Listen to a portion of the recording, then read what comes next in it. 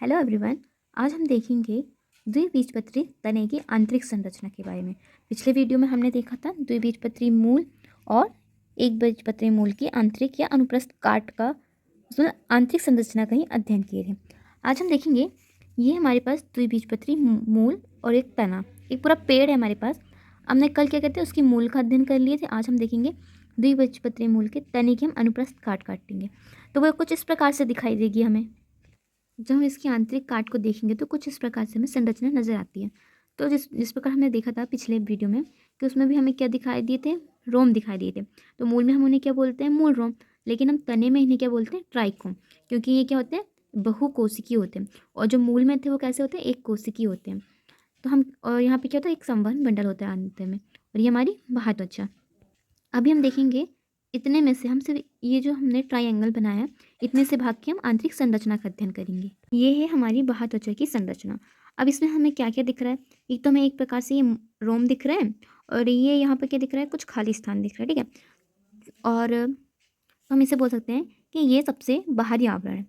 अब बाहरी आवरण, इसका कार्य क्या होगा, इसका कार्य सुरक्षा करना। और यहाँ पर ये रोम पाए जा रहे हैं। हम मूल में क्या बोलते थे ना, मूल रोम बोलते थे, लेकिन यहाँ पर हम क्या तने में क्या बोलते हैं, त्वचा रोम, जिसे हम इंग्लिश में बोलते हैं ट्राइकोम, ठीक है। और ये क्या है कि खंडों में विभाजित है, मतलब ये क्या है, बहुकोशिकी। और हमने पिछले वीडियो में देखा था द्विबीजपत्री मूल, उनमें कैसे थे मूल रोम, एक कोशिकीय थे, और यहाँ पर कैसे हैं, बहुकोशिकीय हैं। और यहाँ पर एक और चीज़ इंपॉर्टेंट पॉइंट है कि ये एक लेयर पाई जा रही है या परत, जिसे हम क्या बोलते हैं कि मोम की परत होती है, जिसे हम बोलते हैं क्यूटिकल, पाई जाती है। और ये मोम की क्यों पाई जाती है, हमने देखे कि जो तने होते हैं मतलब कि चिकने चिकने होते हैं, ठीक है। तो वो चिकनाहट जो होती है वो मोम की परत क्यूटिकल के ही कारण होती है। और इसमें वातरन या लेंटिकल्स पाए जाते हैं, जिन्हें हम रंध्र बोलते हैं। ये जो यहाँ पर खाली स्थान है वो इसी को डिनोट करता है। इस प्रकार थी हमारी बाह्य त्वचा या एपिडर्मिस या एपिब्लेमा। अब हम देखें तो बाह्य त्वचा के नीचे क्या पाई जा रही है, बाह्य त्वचा के नीचे हमने पढ़े थे मूल में क्या पाई गई थी, कॉर्टेक्स। कॉर्टेक्स पाया गया था। कॉर्टेक्स को हम क्या बोलते हैं, वल्कुट। लेकिन अब यहाँ पर क्या है कि जो वल्कुट है वो 3 भागों में विभाजित है। ये अलग भाग है, ये अलग भाग है, और ये अलग भाग है। तो 3 भागों से मिलकर क्या बना है हमारा वल्कुट या कॉर्टेक्स, जिसमें ये जो पहला वाला स्तर है इसे हम क्या बोलेंगे, अधस त्वचा या हाइपोडर्मिस।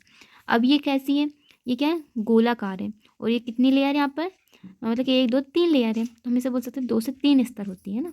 हम यहाँ लिख सकते हैं कि कुछ स्तरीय होती है, मतलब 2 से 3 स्तरीय होती है, ठीक है। और इनकी आकृति क्या है, गोलाकार आकृति की होती है। अब हमें में क्वेश्चन आया कि बनी किससे होती है।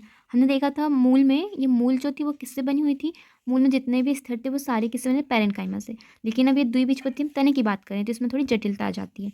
अब जटिलता आती है तो इसमें क्या होता है कि यह जो कोशिकाएं होती हैं वो कोलेनकाइमा या स्थूल कोणोतक से बनी होती है। इनका कार्य है कि ये पौधे को या तने को यांत्रिक सहारा देती है। ये कौन सी कोशिकाएं, अधस त्वचा या हाइपोडर्मिस। अब नेक्स्ट में आएगी हमारी कौन सी सतह, वल्कुट सतह। मतलब कि वल्कुट में जो दूसरा भाग होगा वो क्या होगा, वल्कुट सतह।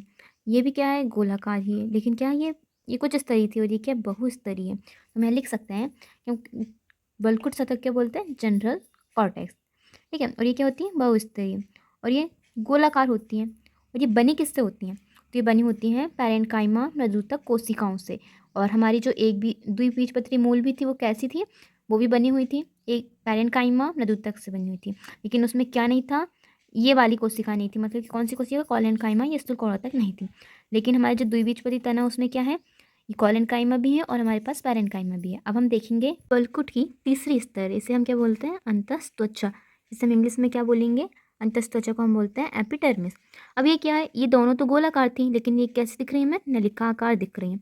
और एक और इम्पॉर्टेंट पॉइंट था कि ये जो हमारी क्या है, हमारी ये मूल की संरचना थी, इसमें क्या थी, ये पट्टिकाओं का निर्माण था, जिसे हम क्या बोलते थे, कैस्पेरी पट्टिकाएं। इससे स्पष्ट क्या होता है कि जो कैस्पेरी पट्टिकाएं वो कहाँ मिलती हैं, मूल में मिलती हैं, तने में नहीं मिलती हैं। तने में कुछ अलग प्रकार से मिलती है, जो इस प्रकार है। अब हमारी निचली सतह आएगी परिरम, जिसे हम बोलते हैं पेरिसाइकिल।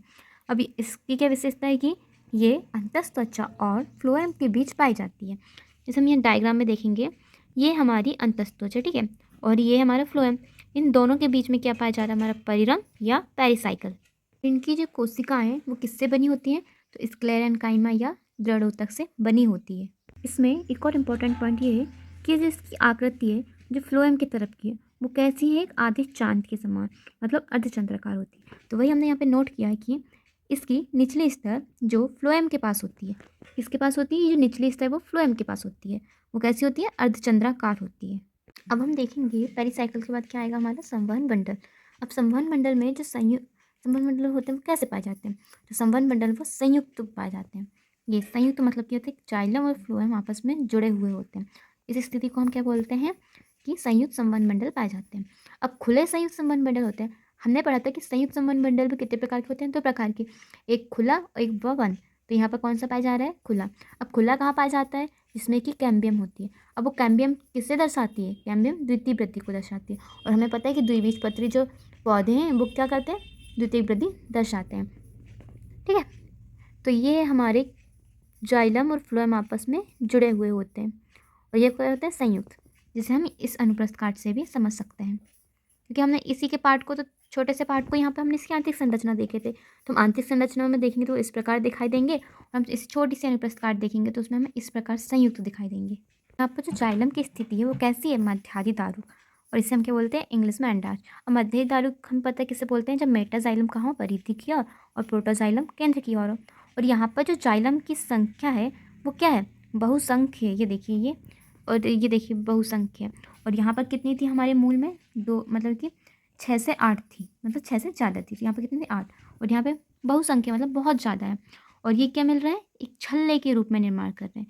तो हम बोल सकते हैं कि संवहन मंडल किसके रूप में मिलते हैं, छल्ले के रूप में मिलते हैं, या एक वलय के रूप में मिलते हैं।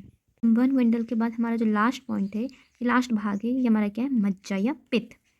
ये क्या है, बहुत सारी कोशिकाओं से बना हुआ है। ठीक है, ये हमारी मज्जा कैसी, बड़ी, स्पष्ट व विकसित है। अब हम इसमें एक अनुप्रस्थ काट में समझ सकते हैं, जो हमारी खाली जगह है, एग्जैक्टली यहाँ पर खाली जगह नहीं होती, यहाँ पर कोशिकाएं भरी होती हैं, लेकिन हमने आपको समझाने के लिए यहाँ पर खाली जगह रखा है, जिससे कि आपको बड़ी, मतलब जो मज्जा है वो बड़ी व स्पष्ट और विकसित दिख सके। और हम इसे समझाने के लिए यहाँ पर कोशिकाओं का निर्माण भी कर सकते हैं।